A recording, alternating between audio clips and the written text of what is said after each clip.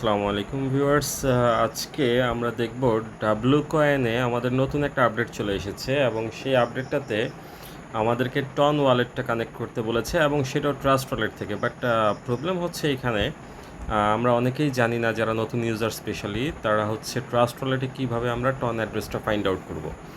তো ট্রাস্ট ওয়ালেটে ton address find out করার জন্য আমরা প্রথমেই চলে যাব ট্রাস্ট ওয়ালেটে আমাদের। তো ট্রাস্ট ওয়ালেটে দেখবেন আপনার একদম ওপরের কোনায় একটা চিহ্ন দেওয়া আছে, সার্কেল চিহ্ন দেওয়া আছে। তো সার্কেল চিহ্নতে প্রথমে ক্লিক করে নিব। তো এখানে যে সার্চ বাটন আছে সেই সার্চ বাটনে আমি লিখে নিব টন, TON, টন। তো টন লেখার পর এখানে দেখতে পাচ্ছেন আমার এখানে টন অ্যাড্রেসটা চলে এসেছে। সো এই টন অ্যাড্রেসটাকে আমি জাস্ট অ্যাক্টিভেট করে দিব।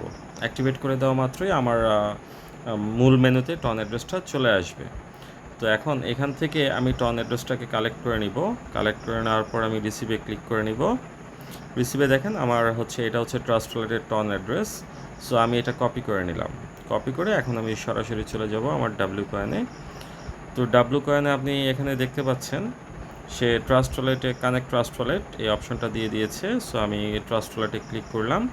এখানে আমাকে আমার অ্যাড্রেসটা দিতে হবে। আমি আমার অ্যাড্রেসটা পেস্ট করে দিচ্ছি।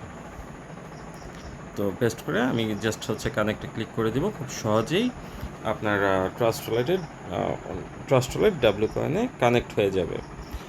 আর এরকম ইনফরমেটিভ আরও ভিডিও পাওয়ার জন্য অবশ্যই আমার চ্যানেলটাকে আপনারা লাইক করবেন এবং বেশি বেশি করে শেয়ার করবেন আর সাবস্ক্রাইব করবেন। আপনার বন্ধুদের বলবেন অবশ্যই যেন সাবস্ক্রাইব করে, তাতে করে এই রকম ভিডিও আপনারা ভবিষ্যতে আরও পাবেন। আর আমিও বেশি উৎসাহিত হব। আপনাদের সবার জন্য শুভকামনা রইল। ধন্যবাদ। আসসালামু আলাইকুম।